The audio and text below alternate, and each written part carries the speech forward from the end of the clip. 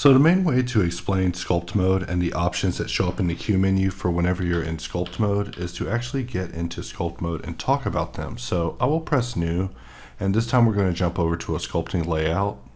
So now we're basically in a sculpting layout, and we still have our hardops menu here, which is essential, which lets me know that hardops is basically working in sculpt mode. Sometimes in certain layouts you can have issues depending on how strangely you mess with your configuration. But to start out, we're just going to just press G, switch over to a grab brush, press bracket, and just start, making some shapes. So, nothing drastic here. However, whenever I'm sculpting, usually I just start off just kind of playing with masses and forms to just get where I'm needing to go. However, I am kind of getting nowhere with the edit's current form, so I'll just actually undo back to the start, and we'll work on our foundation. So here we are looking at from the front. What are we making? We're making a bust, so we are also looking at it backwards. One of the things I enjoy doing in sculpt mode now with these latest enhancements is pressing, Control Shift and masking, and we can actually mask only a particular area. So let's do that. We'll press Alt M to unmask, and we'll remask.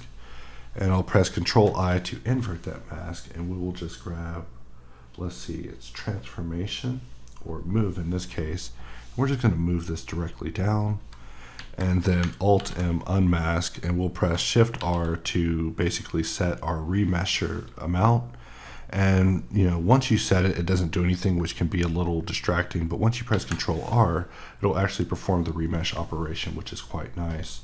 And so I've gotten used to actually working this way as like a preliminary mode to preparing to get inside of dynamic topology. So if you've seen any of my videos in the past, the workflows that I use with sculpting haven't changed very much, besides my lack of ability to manage my forms and whatnot, and also a little bit more dynamic in my workflow. Previously, I used to jump directly into dynamic topology. With me now, actually spending a little bit of time just kind of playing with the other tools that have been added since Pablo has put so much work into sculpting.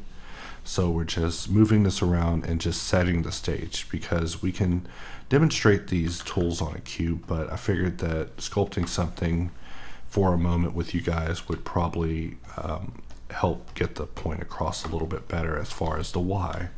So we're just going to jump back up the list and jump to clay strips. And it's actually been a moment since I sculpted on my tablet, and I'm sitting here thinking that this thing's actually pretty fancy. I mean, not fancy as equipment. Oh, well, also that, I love technology, but it's also quite nice to just get in and actually sculpt on the screen. I always used to complain about this giant hand being in the way anytime I'm sculpting on the screen, but I've gotten used to it. Just push it off to the side. Some of my favorite brushes are listed here along the side. However, there's alternative ways of actually getting to them. Like, for example, you could press Q and you can bring up a brush panel, which is like kind of our take on making a quick brush panel. And one of the tools that we want to bring up here is the scrape, which is right here. We see that it's actually 6 whenever you're in that panel. So we'll just jump over to scrape and begin planarizing things. For me in sculpt, it's always just a matter of just working on planes and building like these hypothetical scenarios as far as shape and form, and then working on them to just turn them into something interesting. So, it's usually just a matter of just some really hard strokes on a surface to start creating some hallucinations of what could be, and then just exaggerating on those to create the shapes of what could be, and then just adding details. So right now we're still just working on the resolution that we were given by the remesher whenever we just remeshed this, which is pretty nice, because I was never thinking that I would be in Blender just working this way. Like normally I would be in dynamic topology, and I would have already explained the purposes of these brushes, and we would just be on our way to detailing this thing up. But instead we're really kind of enjoying the build-up process here, because the build-up is what gives us a better setup for whenever we start really locking the geometry down. With dynamic topology, you do got to be a little bit sure, because once you start nailing things down, you do have to probably pass it back over with a simplify in order to get things to be back malleable again. So we'll just switch over to draw and just start creating a little trench work here. And we see that the geometry is starting to get a little bit skewed here. So I'm just going to press Shift R and we'll just lower our remesh. I love this little screen door. And we'll press Control R and just remesh this. And now we actually have something that we can get in and actually manage. So I'll switch back over to Scrape and really just work the front of this thing and start forcing some shapes in here because it's just not working with me absolutely, but we can definitely make this work with the Scrape. Scrape is, I feel like, the spiritual successor of Flatten. I had a lot of questions about what was going to happen to Flatten, but in the end, Scrape does a pretty darn good flatten job. So we're just continuing on with this, and we're still sculpting in just voxel mode without any sort of levels on. So let's turn on dynamic topology and let's begin scraping this. And we see that it immediately destroys the surface. So this is one of the first things that you run into with dynamic topology that will drive you nuts.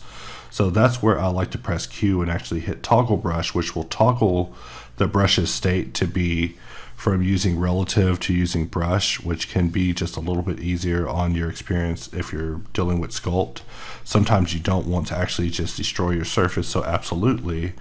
Like me, I'm actually a bigger fan of going in and actually refining the surface like you see me doing here. And we can actually change our brush over to pinch, which you can see that every time I have to reach over to the left, I die a little bit inside because I'm left-handed. But you know, it's just something that you just have to learn to live with. So we're continuing on with our sculpting, just hardening our shapes and just really nailing things in, just quick flourishing of the wrist to really just nail these forms in. You know, nothing concrete, you know, nothing is precious. We're not trying to really keep anything, but the hardest areas of this are the areas that we do want to keep. So similar to how we talked about sharpen and how we always are focused on our most hardest areas as far as what's plainly important that we want to keep, it's also the same approach with sculpting this form. So if I were wanting to progress this onto the detailing form, then I could toggle the brush and actually switch this back over to brush mode, and we could just go into draw and just lower the scale and just start working in our lines. However, we see that the resolution is still a little bit busted unless we mess with our settings. So for that reason, geez, what happened with sculpt there? We're going to tab out of edit mode, come back, and we're back in the game.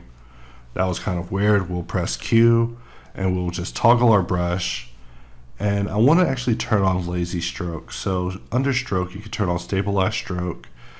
And with this, we can now just draw a straight line. And because we're in brush mode, the resolution of our stroke is actually determined by the little circle, which is also determining our stroke. So we're able to just quickly get in here and just define things without having to have a whole lot of work to it. So I can understand how our approach to sculpt inside of hardops is a little bit more confusing, and that's mainly because it's optimized to my personal needs whenever it comes to sculpt, and it's just a matter of me going into dynamic topology, setting things up to be exactly what I need it to be whenever I put down my strokes, and then just working shapes around, moving things occasionally, pinching things together to integrate them, and then bringing things together. But I just wanted to go in sculpt mode and just show some sculpt for just a moment and just begin putting together something while just talking about some of these tools and what they can offer, because it's easy to look at hardops as being just this complicated thing that's daunting that you'll never be able to get. But, you know, all in all,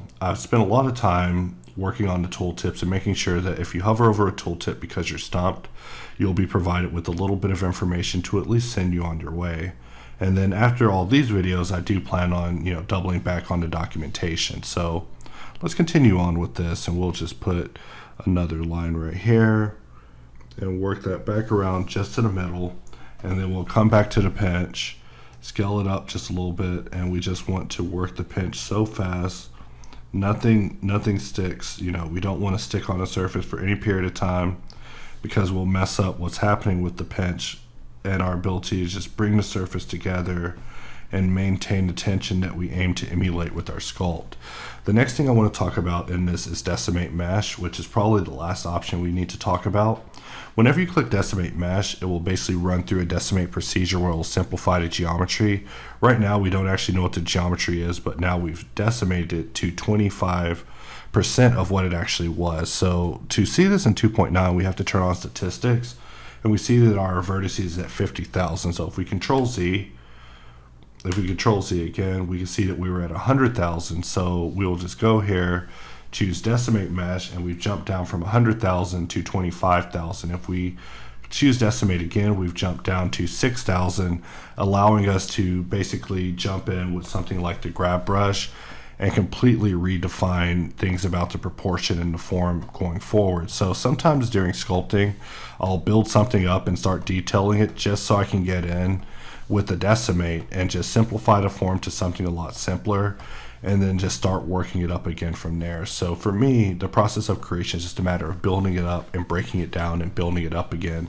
Because even with something like this, I can always just go back with scrape and just start working the surface. I can't, obviously, because I'm not in dynamic topology, but now I can get in here and just start working my planes of existence back in here, maybe even better than before. You know, we can get in here and really just work on what hallucinations we're being given by our shadows and cavities, and then use a brush like pinch to exaggerate it, and then follow that up with a little bit of smooth in order to just bring things around.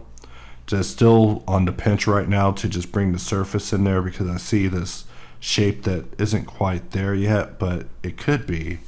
And then we of course can double back to draw, where we can just start inside one of these trenches that already exists, maybe even undo that just to get it back under control, make it a little bit smaller, and we can begin working around this area once again. So sculpting for me is just a matter of just getting in here and just playing with shapes and contorting the mesh to just see what I'm able to be given by the bounty of what's given to me by these faceting hallucinations that I see whenever I'm working. And then of course there's the matter of just getting in there and just using clay in order to build up mass, and then using scrape in order to just clean that up. But for the most part, you know, there's not a lot of options that I have to change whenever I'm in dynamic topology. Whenever I'm in a particular mode of being, I'm just there. So right now I'm in the mode of just kind of forcing shapes in and trying to make all of this work. But it's always a balance of me trying to use scrape and then a little bit of smooth to make these surfaces have some continuity, and then having pinch to make the surfaces actually have accountability with the areas around them that connect. So similar to my sculpting videos in the past, a lot of my viewpoints still haven't changed on that when it comes to hard surface sculpting in Blender.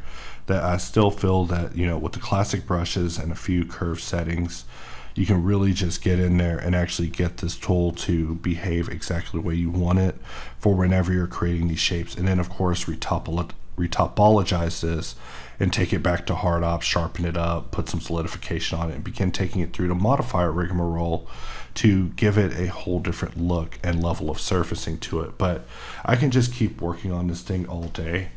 But I just wanted to do a quick section where I just talked about basically some of the sculpt brushes that I use and the operations that we've created for sculpt mode and why I use them the way I do. Like for this, I can actually press Q and choose to decimate the mesh, which will simplify this down a level.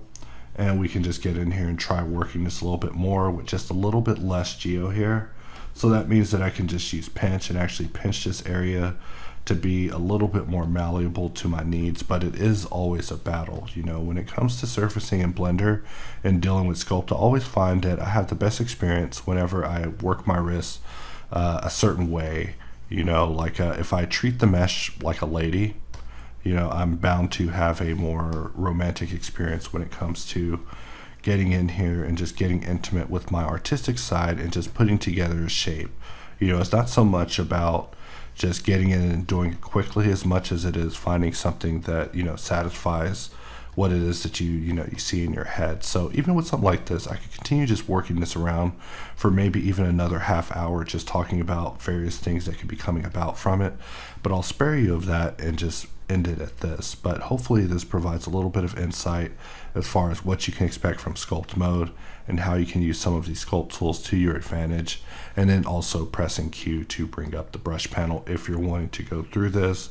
Me being a left-handed person, I plan on having this on the side and then going through it as needed to quickly locate my brush, but we still feel that this is a work in progress, but we do want users to be aware of its existence so they could at least give it a try.